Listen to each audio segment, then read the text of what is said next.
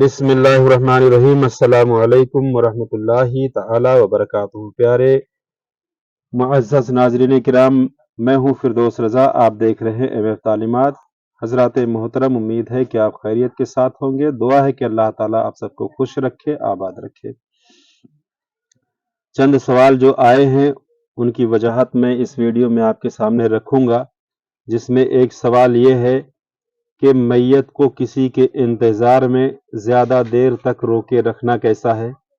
دوسرا سوال یہ ہے کہ اگر کسی وجہ سے قبر تیار ہونے کے باوجود مٹی نہیں دی گئی تو پھر 1-2 دن تک یا جب تک مٹی نہ ہو اس وقت تک قبر کو بیٹھ کر رکھانا، اس کا انتظار کرنا، یہ کیسا ہے۔ تیسرا سوال یہ ہے کہ میت کو برف یا الیکٹرانک فریزر یا سرد کھانے میں رکھنا جائز ہے یا ناجائز۔ انہی سوالوں کے جواب میں اس ویڈیو میں آپ کے سامنے رکھوں گا۔ اس ویڈیو کو بنا اسکپ کیے ہوئے آخر تک بنے رہیں اور ویڈیو کو لائک کر دیں۔ چینل پر اگر پہلی بار جڑے ہیں تو سبسکرائب ضرور کر دیں۔ پیارے اسلامی بھائیوں، یاد رہے کہ بلا وجہ شرعی بغیر صحیح ضرورت کے میت کو برف یا الیکٹرانک فریزر یا سرد کھانے میں رکھنا ناجائز اور منع ہے۔ یوں ہی میت کے رشتہ داروں میت کے قرابت داروں کی آمد کے انتظار میں زیادہ دیر تک میت کو دفن ہونے سے روکے رکھنا، یہ بھی شرعاً مکروہ اور ممنوع ہے۔ بلا وجہ شرعی اور بے ضرورت صحیحہ میت کو برف یا الیکٹرانک فریز یا سرد کھانا وغیرہ میں رکھنا ناجائز اور ممنوع ہے کہ اس میں رکھنے سے میت کو تکلیف پہنچتی ہے۔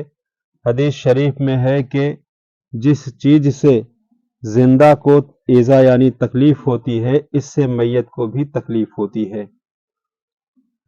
اس سے یہ پتہ چلا کہ جس کو زندگی میں سرد چیزوں سے تکلیف ہوا کرتی تھی، اب مرنے کے بعد اگر اس کو فریزر میں رکھ دیا جائے بے وجہ تو اس کو اس وقت بھی تکلیف ویسی ہی پہنچے گی۔ حدیث پاک میں ہے، حضرت عائشہ صدیقہ رضی اللہ تعالی عنہا بیان کرتی ہیں کہ رسول اعظم صلی اللہ علیہ وسلم نے ارشاد فرمایا کہ میت کی ہڈی توڑنا زندہ شخص کی ہڈی توڑنے کے مانند ہے۔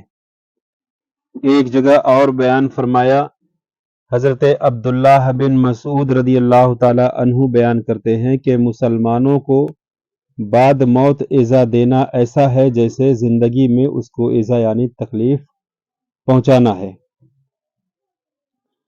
حضرت عبداللہ بن مسعود رضی اللہ تعالی عنہ سے قبر پر پاؤں رکھنے کے بارے میں سوال کیا گیا تو آپ نے فرمایا کہ مجھے جس طرح مسلمان زندہ کو ایذا رسانی ناپسند ہے، یوں ہی مردہ کی بھی ہے۔ اسی طرح ایک اور حدیث پاک میں ہے کہ اور میت کو کسی اونچی چیز مثلاً چارپائی یا تخت پر رکھیں تاکہ زمین کی نمی پہنچ کر اس کی بو متغیر نہ کر دے، اور اس کے پیٹ پر لوہا یا تر مٹی رکھ دے تاکہ کہ نہ پھولے۔ ایسا ہی سراج الوہاج میں ہے۔ ہاں، اگر اجر شرعی اور ضرورت صحیحہ کی بنا پر برف یا الیکٹرانک فریج یا سرد کھانا وغیرہ میں رکھا جائے تو رکھا جا سکتا ہے۔ مثلاً میت کی شناخت نہ ہونے کی وجہ سے تجہیز و تکفین میں تاخیر کرے، تجہیز و تکفین میں تاخیر کے سبب اور پھولنے پھٹنے کا خوف اگر ہو یا کوئی قانونی مجبوری ہو تو اتنی دیر تک رکھا جا سکتا ہے، مگر خیال اس بات کا رہے کہ قرابت داروں یعنی رشتہ داروں کی آمد کے انتظار میں زیادہ دیر تک میت کو دفن ہونے سے روکے رکھنا شرعاً مکروہ اور ممنوع ہے۔ حضرت ابو ہریرہ رضی اللہ تعالی عنہ بیان کرتے ہیں کہ رسول اعظم صلی اللہ علیہ وسلم نے ارشاد فرمایا کہ جنازہ کو دفن کرنے میں جلدی کرو کہ اگر وہ نیک ہے تو ایک اچھی چیز سے जिस की तरफ तुम उसको लेकर जा रहे हो, और अगर वो नेक नहीं है तो एक बुरी चीज से जिसे तुम अपनी गर्दन से उतार रहे हो। बहरहाल मालूम ये हुआ कि किसी के इंतजार में मैयत को रोके रखना ये अच्छा नहीं है, ये मकरूह है और ममनू है। जितना जल्दी हो सके इस हदीस पाक के मुताबिक मैयत को जल्द से जल्द दफन किया जाए।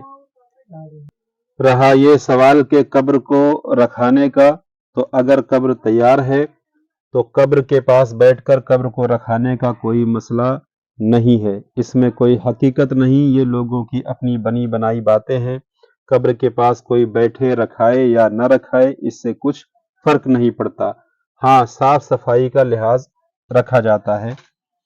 अगर दूसरे दिन मिट्टी होती है और कब्र को नहीं रखाया गया, कोई नहीं बैठा, कोई जानवर वगैरह उसमें चला गया, तो उसको साफ कर देना ही काफी है। बस इसके अलावा उसको बैठकर रखाने का कोई मसला नहीं, इसकी कोई हकीकत नहीं। मैं उम्मीद करता हूं कि इस वीडियो को आप ज़्यादा से ज़्यादा लोगों में शेयर कर दें ताकि इस तरह की बातें लोगों तक आसानी के साथ पहुंच जाए। अस्सलामु अलैकुम रहमतुल्लाह।